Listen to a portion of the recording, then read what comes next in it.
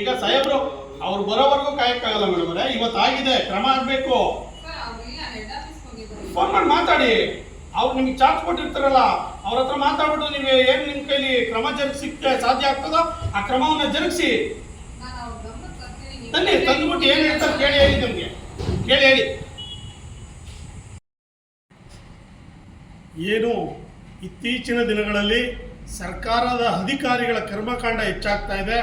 ಅದಕ್ಕೆ ಪೂರಕವಾಗಿ ಇಂದು ಮಧುಗಿರಿ RTO ಕಚೇರಿಯಲ್ಲಿ ಕರ್ತವ್ಯ ನಿರ್ವಹಿಸ್ತಕ್ಕಂಥ ರಂಗನಾಥು ರಂಗಪ್ಪ ಅನ್ನೋ ಒಬ್ಬ ಏನು ಬ್ರೇಕ್ ಇನ್ಸ್ಪೆಕ್ಟ್ರು ತಮ್ಮ ಜೊತೆಯಲ್ಲಿ ಬೇನಾಮಿ ವ್ಯಕ್ತಿಗಳನ್ನು, ದಳ್ಳಾಳಿ ವ್ಯಕ್ತಿಗಳನ್ನು ಇಟ್ಕೊಂಡು ಕರ್ತವ್ಯನ ಮಾಡ್ತಾ ಇರ್ತಕ್ಕಂಥ ಸಂದರ್ಭದಲ್ಲಿ ನಮ್ಮ ಕಣ್ಣಿಗೆ ನೇರವಾಗಿ ಬೀಳ್ತಾರೆ. ಒಬ್ಬ ಹೋಮ್ ಗಾರ್ಡನ್ನು ಮತ್ತು ಆ ದಳ್ಳಾಳಿ ಆದಂಥ ನಾಯಕನ ವ್ಯಕ್ತಿಯನ್ನು ವಾಹನಗಳ ತಪಾಸಣೆ ಮಾಡಲಿಕ್ಕೆ, ದಾಖಲಾತಿಗಳನ್ನು ಪರಿಶೀಲನೆ ಮಾಡಲಿಕ್ಕೆ ನಿಯೋಜನೆ ಮಾಡಿ ವಿನಯ್ ಮತ್ತು ರಂಗನಾಥ್ರವರು ಬೇರೆ ಕಡೆ ಎಲ್ಲೋ ಹೋಗಿರ್ತಾರೆ. ನಾವು ಅಲ್ಲಿ ಬಂದು ಪ್ರಶ್ನೆ ಮಾಡ್ತಿದ್ದೀವಿ ಅಂತ ಗೊತ್ತಾದಾಗ ಅವರು ಕೂಡ ಸ್ಥಳಕ್ಕೆ ಬರ್ತಾರೆ. ಅದರ ಒಳಗಡೆ ನಾಯಕನ ಒಬ್ಬ ದಳ್ಳಾಳಿ ವ್ಯಕ್ತಿ ಕಳ್ಳನ ರೀತಿ ಕಳ್ತನ ಮಾಡಿ ಕಳ್ಳರು ಹೆಂಗೆ ಕದ್ದು ಹೋಗ್ತಾರೋ ಆ ರೀತಿಯಲ್ಲಿ ಪಲಾಯನ ಮಾಡ್ತಾನೆ. ಗುಡ್ಡೆ ಬೆಟ್ಟ ನೋಡ್ದಲೆ ಬಿದ್ದು ಓಡೋಗ್ತಾನೆ. ನರಸಪ್ಪ ಅನ್ನೋ ವ್ಯಕ್ತಿ ಹೋಮ್ ಗಾರ್ಡ್ ಆಗಿರ್ತಾನೆ. ಆತ ನೇರವಾಗಿ ಹೇಳ್ತಾನೆ, ರಂಗನಾಥ್ ಅನ್ನೋ ನಮ್ಮ ಸಾಹೇಬರು ಮತ್ತು ವಿನಯ್ ಅವರು ನಮ್ಮನ್ನು ಈ ಗಾಡಿ ದಾಖಲಾತಿಗಳನ್ನ ಪರಿಶೀಲನೆ ಮಾಡ್ರಿ ಬರ್ತೀವಿ ಅಂತ ಹೇಳಿ ಬಿಟ್ಟೋಗಿದ್ದಾರೆ ಅಂತ ಹೇಳ್ತಾರೆ. ಸರ್ಕಾರದ ಸುತ್ತೋಲೆಗಳಲ್ಲಿ ಸ್ಪಷ್ಟವಾಗಿ ಆದೇಶ ಇದೆ, ಏನು ಅನಾಮಧೇಯ ದಳ್ಳಾಳಿ ವ್ಯಕ್ತಿಗಳ ಕೈಲಿ ಸರ್ಕಾರಿ ಕೆಲಸಗಳನ್ನು ಮಾಡಿಸಬಾರ್ದು ಅಂತ.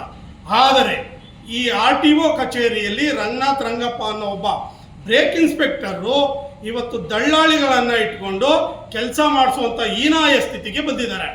ಈ ವಿಚಾರವಾಗಿ ನಾವು ಸ್ಥಳೀಕರನ್ನ ಮಾತಾಡಿಸಿದಾಗ ಅವ್ರು ಹೇಳ್ತಾರೆ, ಪ್ರತಿನಿತ್ಯ ದಳ್ಳಾಳಿಗಳ ಕಾರುಬಾರ ಈ RTO ಕಚೇರಿಯಲ್ಲಿ ಜಾಸ್ತಿ ಆಗಿದೆ.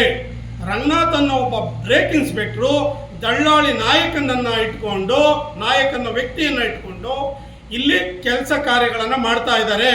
ಸಾರ್ವಜನಿಕರ ಹತ್ರ ದುಡ್ಡುಗಳನ್ನು ಪೀಕ್ತಾ ಇದ್ದಾರೆ ಅನ್ನೋ ಒಂದು ಆರೋಪ ಕೂಡ ಕೇಳಿ ಬರ್ತಾ ಇದೆ. ನಮ್ಗಳ ಕಣ್ಣಿಗೆ ಕಂಡ ವಿಚಾರವಾಗಿ ನಾವು ಇವತ್ತು ಈ RTO ಕಚೇರಿಗೆ ಬಂದು ನೋಡ್ಲಾಗಿ ಮೇಲಧಿಕಾರಿಗಳು ಇರೋದಿಲ್ಲ, ಇಲ್ಲಿನ ಅಧಿಕಾರಿಗಳಿಗೆ ನಾವು ಈಗಾಗಲೇ ದೂರನ್ನು ಕೊಟ್ಟಿದ್ದೇವೆ. ಈಗ ನಮ್ಮ ಒತ್ತಾಯವೇನೆಂದರೆ, ಇವತ್ತು ಈ ಸಾಕ್ಷಿ ಸಮೇತ ಅವರು ಮಾಡ್ತಾ ಇದ್ದಂಥ ಕರ್ತವ್ಯ ಲೋಪದ ವಿಚಾರವಾಗಿ ವಿಡಿಯೋ ಕೂಡ ನಮ್ಮ ಹತ್ರ ಸಾಕ್ಷಿ ಇದೆ. ಅವರನ್ನು ಈ ಕೂಡಲೇ ಅಮಾನತ್ ಮಾಡಬೇಕು.